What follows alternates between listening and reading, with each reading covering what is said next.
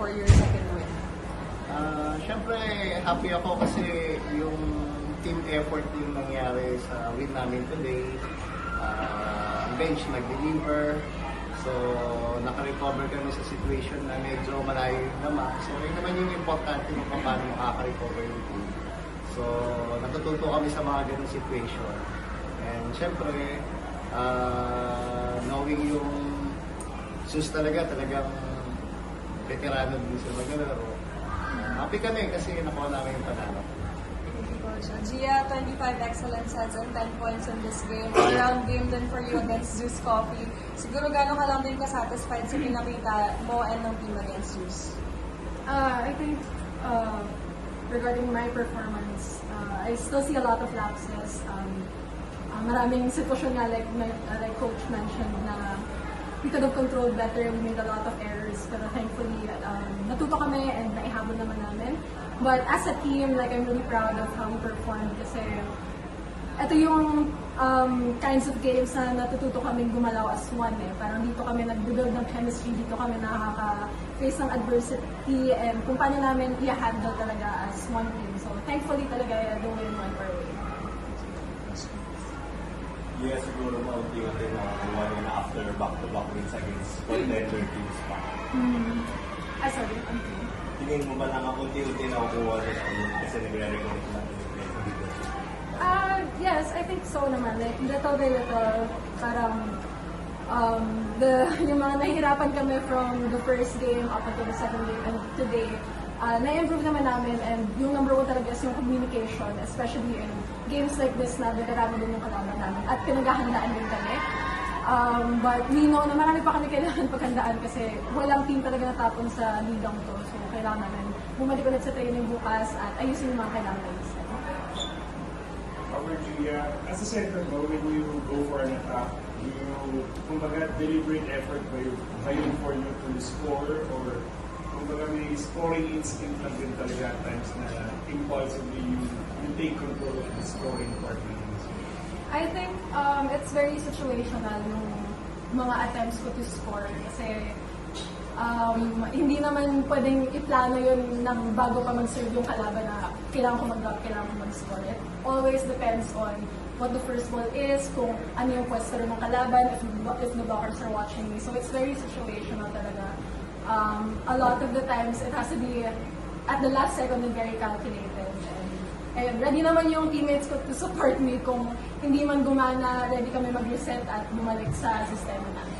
How much of an advantage for din siguro yun for setters in general to have that scoring capacity?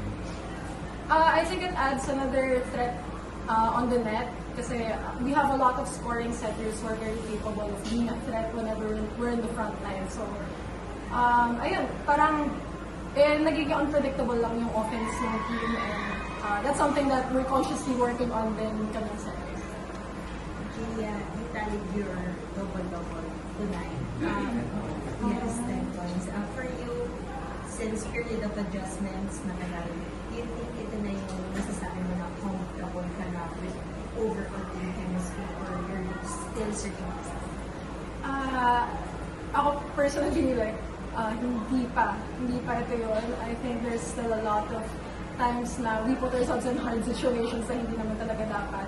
Like Coach said nga, maraming beses na yung effort talaga namin at yung kagustuhan namin manalo ang nag-dictate kung ano yung mangyayari sa laro. And a lot of times, today in the past games, nagsastop kami. So yun yung tinatry namin ayusin din as a team. Sir Coach, sabi ng Diaz, may mga adjustment pa siya. More on na siya ba yung nag-a-adjust pati sa teammates niya? Yung mga teammates niya nag-a-adjust na sa pagbabago? Siyempre, as a team, 50-50. So, yung adjustment namin about Gia, yung adjustment namin, dinadaan namin sa training. So, every time na nag-training kami, nakikipag-communicate para kami nag-game. Siyempre, importante yung communication sa games.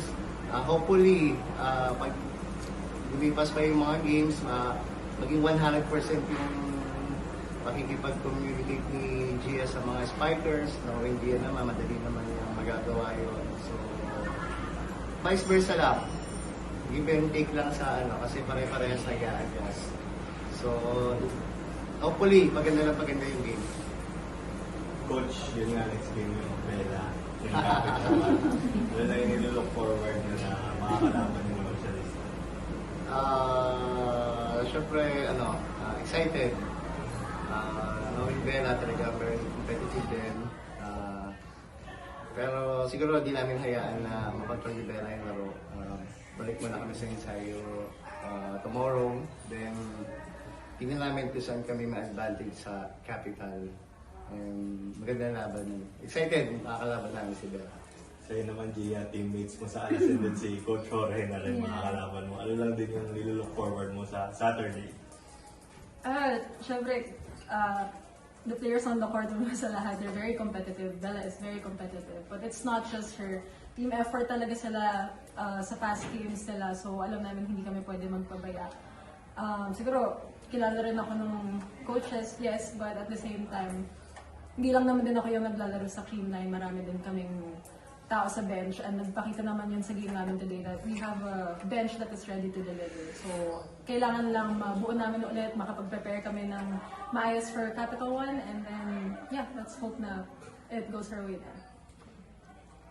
Thank you, Coach. Thank you, Gia. Thank you! Thank you.